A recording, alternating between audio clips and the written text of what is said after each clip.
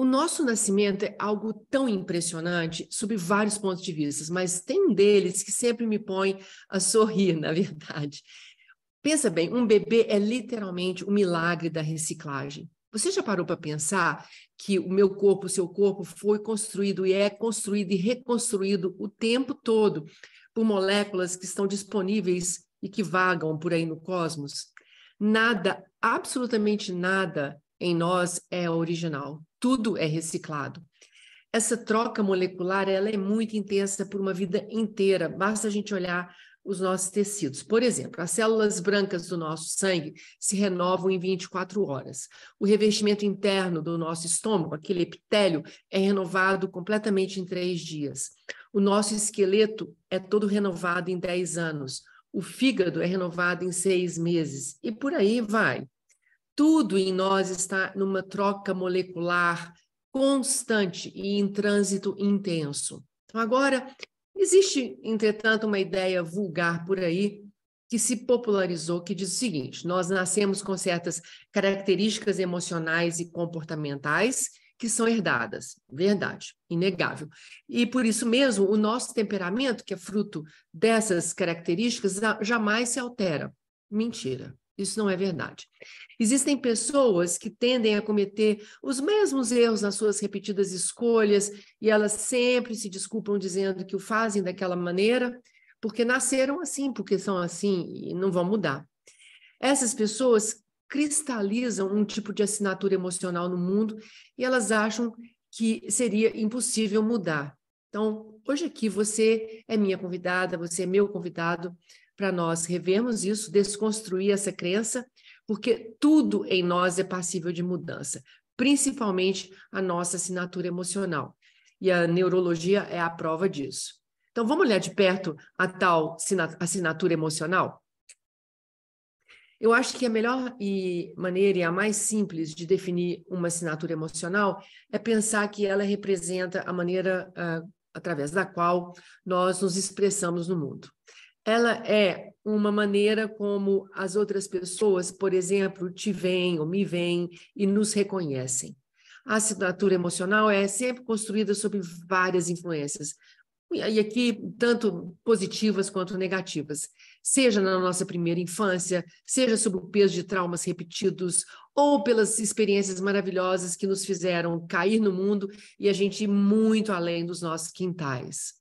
Então, quando nós nascemos, nós herdamos, de fato, algumas características dos nossos pais e familiares que formam um arcabouço da nossa resposta emocional e comportamental no mundo. Eu quero dizer, traduzindo em palavras, forma o nosso temperamento.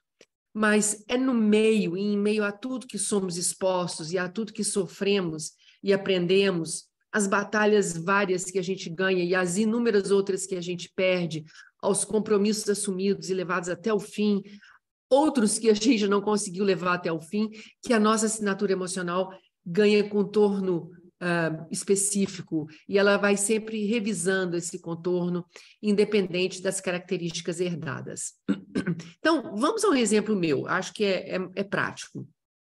Eu herdei, sem dúvida, um temperamento vigoroso, cheio de fogo, animado, impetuoso, bem-humorado dos meus ancestrais, mas também muita impaciência e um temperamento muito irritadiço. Normalmente, a lentidão do outro é o meu grande desafio, o que me irrita e me faz reagir com impaciência. Mas olha só, eu sou uma professora, eu sou uma médica, eu sou uma terapeuta, e esse temperamento absolutamente não serve para nada. Então, eu tive que fazer uma outra escolha e ir além dessa característica herdada. A questão que eu intuitivamente, lá no passado, me coloquei, estou dizendo intuitivamente porque é uma questão interna, eu nunca elaborei ela demais naquele momento.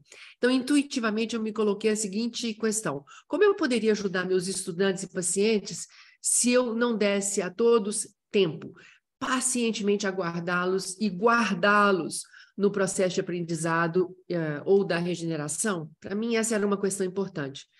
A escolha era óbvia. Eu tinha que ser paciente e dar tempo ao tempo. Isso me posicionou muito além da minha impaciência e que me fez incorporar também um valor que se tornou gradativamente parte de mim. Não que a impaciência tenha desaparecido de vez, muito pelo contrário. Ela está lá em mim muito forte, mas ela não se manifesta de modo instintivo. Então, na minha vida pessoal, por inúmeras vezes eu testemunhei a conquista da minha paciência em situações de grande importância nas quais a característica da impaciência ficou recolhida e sem nenhum problema. Como que isso pode ser possível, né? Você pode se perguntar. Bem, para mim, funcionou quando eu fiz da paciência um valor sobre o qual eu ancorei minha decisão. Então, eu assumi um compromisso com esse valor e isso foi muito importante na minha vida e na vida de muitas pessoas com quem eu me relaciono até hoje. Eu posso dizer que eu, por várias vezes, já esperei 10, 15 ou mesmo 30 anos para reconectar pontas que separavam relacionamentos que foram importantes e que permitiam ainda reconexão. Então, embora a minha característica tenha sido herdada dos genes dos meus ancestrais, ela não se perpetuou em mim. E, principalmente, ela não me domina. Por valorizar demais as minhas relações sociais, as minhas relações de trabalho, as do amor, eu me convoco à mudança dessa minha assinatura emocional continuamente. E assim, essa tal assinatura emocional, ou seja, a maneira como eu me apresento no mundo, vem ganhando novas cores e novas qualidades. Mas, desculpa, isso é possível porque também é uma colocação, é uma intenção, como eu fiz, de colocar um valor acima de tudo, mas é possível também pensar essa mudança da assinatura emocional em termos neurológicos. Existem trilhas neurológicas da assinatura emocional. Então, vamos entender isso um pouquinho, porque é muito legal. Para nós humanos, as emoções, por exemplo, são fundamentais e até para tomar uma decisão racional, elas são imprescindíveis.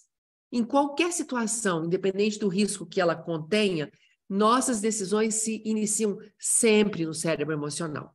Esse é o ponto de partida dessa primeira trilha neural e nessa estação, nesse primeiro momento que eu chamo de estação psíquica, as emoções são responsáveis por nossa proteção, fazendo com que o nosso cérebro logo antecipe o futuro e reforce a sua prioridade número 1, no caso, esse cérebro emocional, que é de nos proteger. Daí em diante, entra em atividade um mecanismo que o neurologista português Antônio Damasio denominou de marcador somático. Nós já falamos sobre isso em alguns posts anteriores. Esse é o ponto de chegada da primeira trilha neural, ou seja, o marcador somático. O objetivo dessa estação aqui é de poupar tempo e energia na tomada de decisão, por isso essas regiões do cérebro avaliam a situação com base no impacto emocional das experiências semelhantes do passado, e assim o raciocínio nosso e a nossa escolha vai ser guiada pela avaliação emocional das suas consequências. Então, esse é o ambiente dessa primeira trilha que tem essas duas estações. Toda a decisão, ela inicia contemplada pelo ambiente emocional no nosso cérebro e ela vai ser temporalizada pelo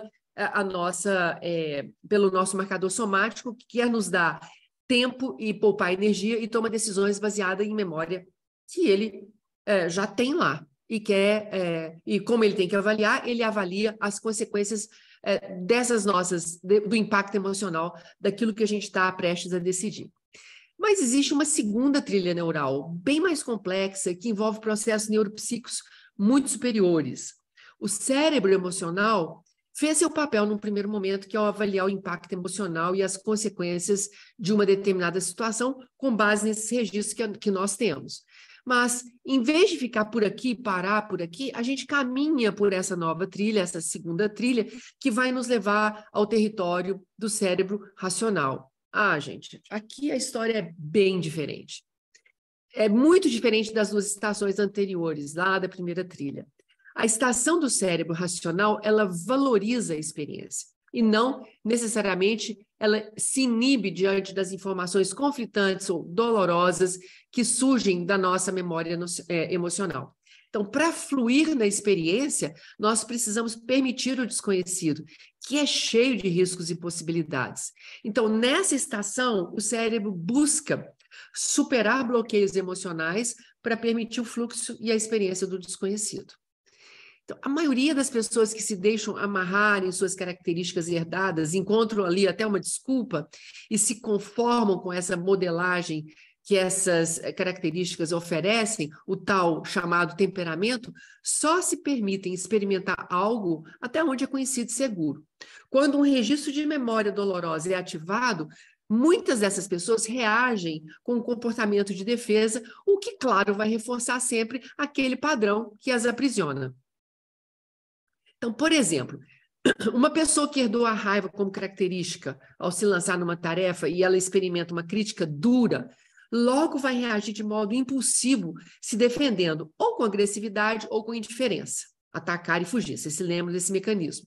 Quando ela age impulsivamente, a trilha que ela vai utilizar, que daria a ela recursos racionais para avaliar melhor a situação e encontrar uma boa resposta, não é percorrida. Então, ao utilizar repetidamente apenas a trilha da resposta emocional, o seu temperamento raivoso tende a ser visto como ótimo recurso de defesa, e inclusive por ser útil. Aquele comportamento, então, se torna um hábito. Quanto mais a pessoa utiliza essa trilha neuropsíquica, mais ela será pavimentada e se colocará visível, toda iluminada e segura para novas situações que surgirem no futuro. Então, na neurologia, nós chamamos esse esquema de teoria hebbiana. Em inglês, seriam neurons that fire together, wire together. Então, neurônios que disparam juntos, permanecem juntos. Então, disparou um grupo de neurônios ali, eles sempre vão disparar e te iluminar uma determinada trilha. Em outras palavras, quanto mais habituais e instintivos nós formos, mais usado será o cérebro emocional, porque essa trilha vai ficar muito bem iluminada e disponível sempre. Mas, gente, para com isso, né? Tem outras coisas a serem usadas. Nós precisamos trilhar outros caminhos dentro do nosso cérebro. E isso é possível e é feito em segurança, utilizando, sabe o quê? Um recurso muito simples, a atenção. Sim, você ouviu bem, a atenção. O neurologista Daniel Siegel coloca dessa maneira: where attention goes, neural firing flows and neural connections grows. Então, em português, onde a atenção vai, o disparo neural flui e a conexão neural cresce. Conexão neural cresce. Escuta bem isso, novos caminhos são criados. Então, vamos colocar isso no plano prático do exemplo anterior. Se aquela pessoa que herdou a raiva como uma característica de sua personalidade e que reage de modo raivoso ao experimentar uma situação desafiadora, se ela naquele momento puder justamente, simplesmente, observar a raiva que a toma inteira e reconhecer aquela emoção, ela já saiu da impulsividade. Nesse ínfimo hiato de tempo entre sentir a raiva e reagir a ela, então você fica ali observando por um tempo desprezível.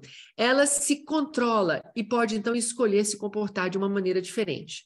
Para fazer isso, ela precisou colocar a sua atenção além do sentimento que a toma, no resgate de alguns valores humanos importantes, como, por exemplo, a empatia, sei lá, o respeito, o destemor. Então, maravilha. Quando ela é capaz de sentir a si mesma, sentir a emoção que está tomando ela por inteira e, naquele momento, fazer uma escolha nova, seus pés neuropsíquicos, se vocês me permitem essa imagem, já começam uma caminhada na trilha que a levará do cérebro emocional para dentro da outra trilha em direção ao cérebro racional.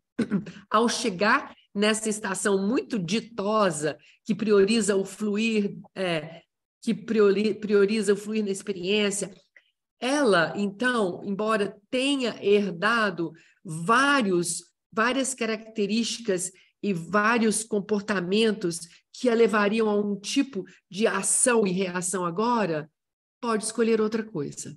Então, ela controla a expressão desse temperamento explosivo, porque a situação e o valor que ela escolhe é importante. Ela também foi capaz de introduzir valores maiores que seu próprio temperamento genético, claro. E, através disso, ela é capaz de uma atitude nova, que expressa compromisso, inteligência, maturidade. Então, ela mudou e caminhou para um território neural totalmente novo. Essa trilha, entretanto, é muito pouco usada e por hora, é apenas uma tênue marcação nesse território neural. É uma marcação quase imperceptível. Mas quando ela caminha por essa trilha outras vezes, quando ela volta nela outras vezes, ela vai lentamente se fortalecendo e se colocando visível para futuros cenários. Então, gente, se esforçar para voltar nessa trilha outras vezes é o que vai fazer com que ela se torne visível na cartografia do nosso cérebro, nos deixando a opção de algo novo, a tão surrada, percorrida primeira trilha. Eu acredito que o maior obstáculo que temos para fazer isso, para voltar nessa trilha outras vezes, é uma questão de modelo mental, ou seja, aquela velha crença, e talvez para a gente aprofundar isso, a compreensão de como voltar aqui, a gente tenha que conversar sobre essa nossa luta ontológica entre titãs, emoção e razão. Mas isso vai ficar para uma próxima vez. Falou, gente? Obrigada, um abraço.